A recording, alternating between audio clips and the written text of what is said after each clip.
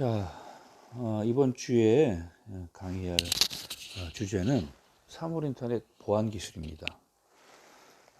이번 주에는 그 사물 인터넷 디바이스에서 수집된 데이터를 수집하고 저장하기 위한 클라우드와 그리고 클라우드에 저장된 데이터를 분석하고 처리하기 위한 그런 빅데이터 분석 기술, 이 두 가지 부분을 먼저 다루고요. 그리고 사물 인터넷이 등장하기 위해서 필연적으로 발생할 수 있는 그런 여러 가지 보안 이슈들이 있습니다. 그리고 보안 위험 요소들도 있고요. 그리고 개인정보가 침해되는 그런 경우도 많이 발생할 수 있죠. 그래서 그것에 대한 대책을 알아보고 사물 인터넷 이런 보안 문제를 해결하기 위해서 적용할 수 있는 방법들은 어떤 것들이 있는지 이렇게 하나하나 살펴보도록 하겠습니다. 자, 먼저 이제 클라우드와 빅데이터인데요. 사실 이 보안 문제는 사물 인터넷 전 과정에서 다 주의하고 그 다음에 적용을 해야 하는 그런 부분이라고 말씀드렸어요. 그죠? 그래서 SPNDSE라고 하는 그런 어떤 서비스나 플랫폼이나 네트워크나 디바이스 이런 가치 체인, 밸류 체인 상에서 다 이 보안 요소들에 의해서 보안을 하고 그 다음에 이런 보안 위협으로부터 이런 각 단계 절차별로 대응을 할 수 있는 그런 준비들을 갖춰야 하기 때문에 여기서도 클라우드와 데이터에서도 빅데이터에서도 보안 이슈를 중심으로 살펴보려고 하는 겁니다. 자, 우리가 이제 클라우드 하면 클라우드 저장 서비스가 있는데요. 우리가 이제 클라우드 스토리지 서비스라고 하는 것이죠. 사용자의 그 데이터를 성능 좋은 컴퓨터,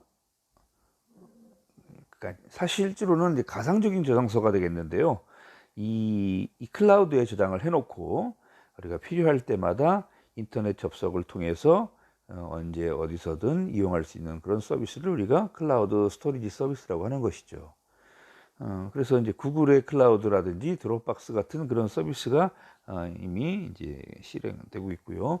요즘은 뭐 뭐든지 다 이런 포털에서도 클라우드 서비스를 하고 있기 때문에 여러분들도 이제 클라우드 환경에서 이미 생활하고 계시는 거예요.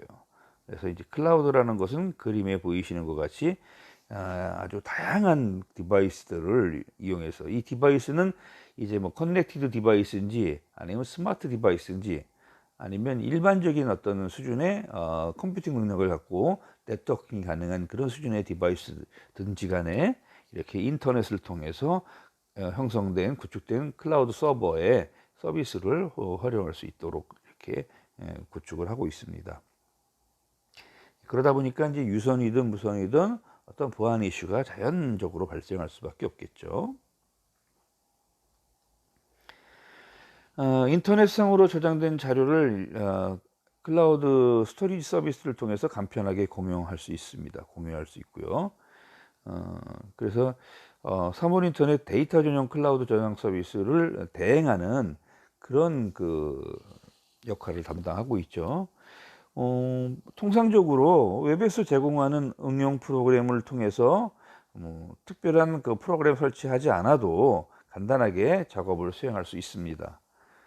파일의 종류에 따라서 뭐 전용 뷰어, 뭐 PDF 뷰어나 아니면 뭐 PPT 뷰어 같은 이런 문서를 읽고 하나 할 수 있는 그런 전용 뷰어나 아니면 전용 편집 도구가 없어도 이 클라우드에서 자체적으로 제공하는 그런 응용 프로그램이 있기 때문에 이것을 통해서 여러 가지 작업을 수행할 수 있어요.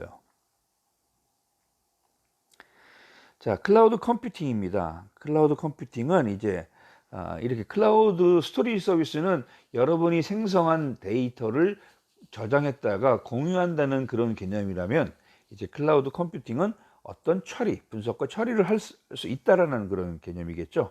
그래서 사용자 인터페이스, 우리가 흔히 UI라고 하는 그런 기능을 제외한 그런 모든 컴퓨팅 자원을 인터넷을 통해서 원격으로 클라우드를 통해 제공받도록 하는 그런 그 작업입니다.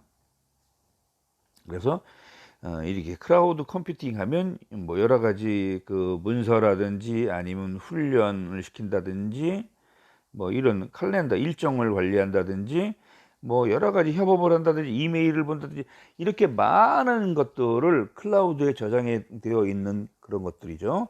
이 클라우드 네트워크를 통해 가지고 외부에 있는 이런 뭐 태블릿이나 아니면 스마트폰, 노트북 같은 걸 통해서 이제 여러분들이 업무를 처리할 수 있게 되는 겁니다. 업무를 저장하는 수준이 아니라 이제 처리까지 가능한 수준인 거죠. 그래서 클라우드 컴퓨팅 하면 정보 처리를 자신의 컴퓨터가 아닌 인터넷으로 연결되어 있는 다른 단말 장치를 이용해서 수행할 수 있도록 해주죠. 사용량에 따라 비용이 청구되는 방식을 많이 쓰고 있죠. 우리가 이런 것을 종량제라고 합니다. 종량제.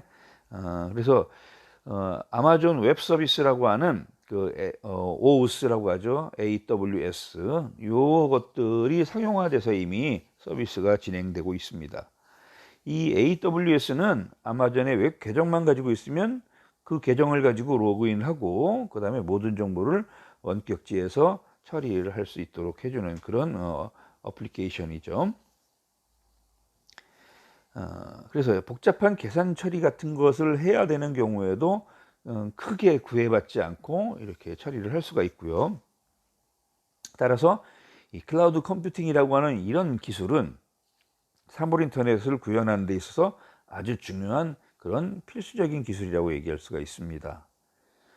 그리고 이제 사실은 이제 이게 실시간성이 좀 떨어진다는 면이 있었는데요. 최근에는 아주 적은 0.001초 정도의 그런 단위로 실시간 대응이 가능한 형태로 서비스도 개발되는 그런 추세입니다.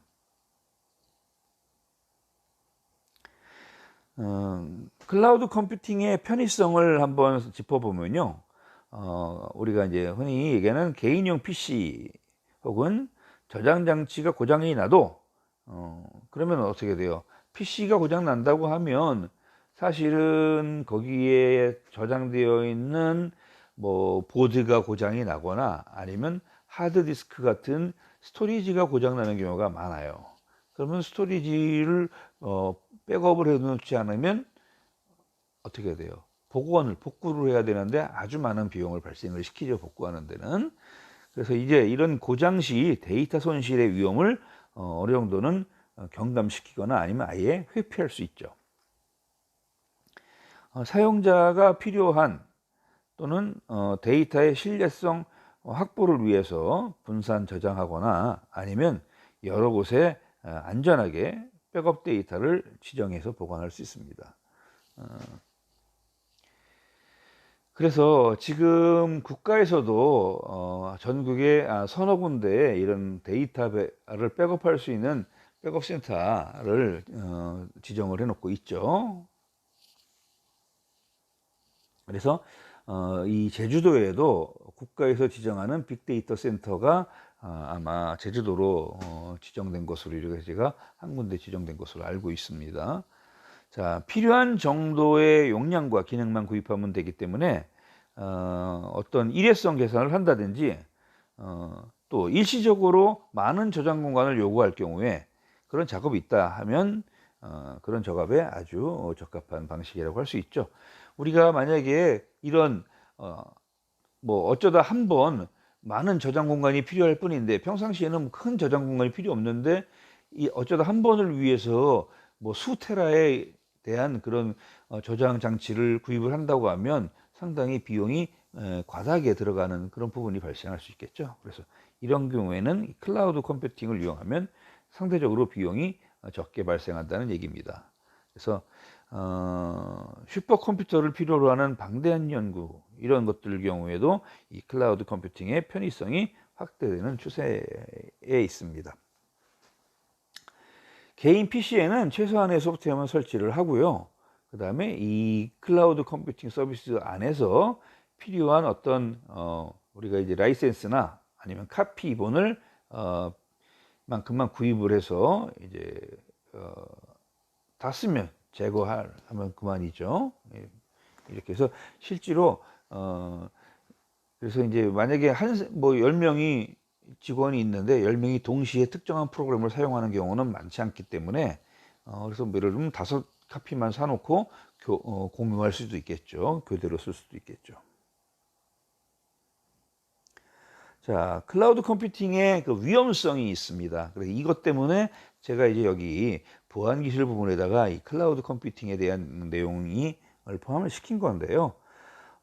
이 클라우드 안에 정보를 과다하게 집중시켜서 저장하고 이제 처리하는 그런 경향이 생길 수가 있겠죠. 우리가 이제 이런 것을 중앙 집중화라고 합니다. 사실은 뭐 분산 환경하고 이렇게 데이터를 여러 군데에 분산하고 병렬로 처리하고 뭐 이런 효과들을 두기 위해서 최신의 컴퓨팅 그 기술들이 진화하고 발전했는데, 오히려 클라우드 컴퓨팅을 하면서 자칫 잘못하면 중앙 집중화 현상이 생길 수 있다는 거예요. 그래서 이 클라우드를 통해서 해커들이 클라우드를 해킹해서 정보를 빼간다든지 이랬을 경우에는 심각한 타격이 가해지겠죠. 클라우드 서버를 해킹할 때 대규모의 개인정보가 유출된다든지 여러 가지 다양한 보안 위협이 발생할 가능성이 생긴다는 거예요. 그리고 인터넷 접속 장애가 발생하거나 아니면 서버 장애가 생기면 아예 그 클라우드로의 접근 경로가 막히게 되겠죠. 그래서 자료 접근을 못합니다.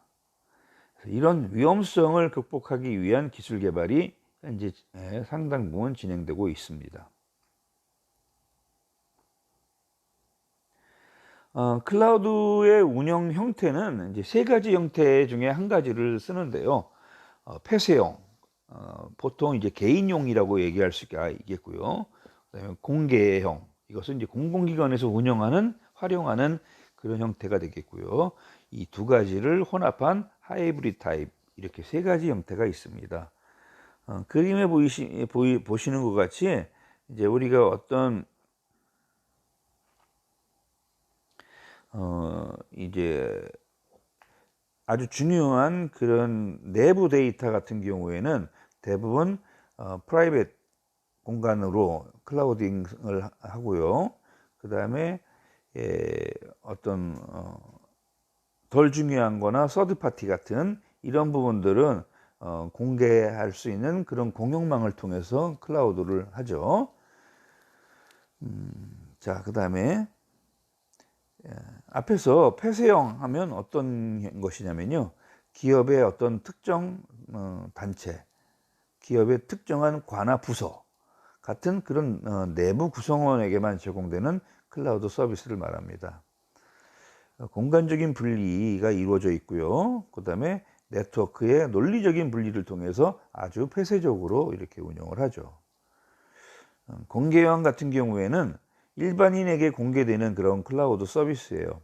그래서 개인 계정을 가지고 있는 그런 사람들은 모두 인터넷을 통해 접속을 하고 그 다음에 그 클라우드 내부에 있는 데이터들을 이용할 수 있게 됩니다. 세 번째 형태는 이제 아까 혼합형, 하이브리드 타입이라고 했죠. 그래서 특정한 업무는 폐쇄적으로 운영을 하고요. 그 밖에 공개해도 될 만한 그런 것들은 이제 퍼블릭 타입으로 운영하는 겁니다.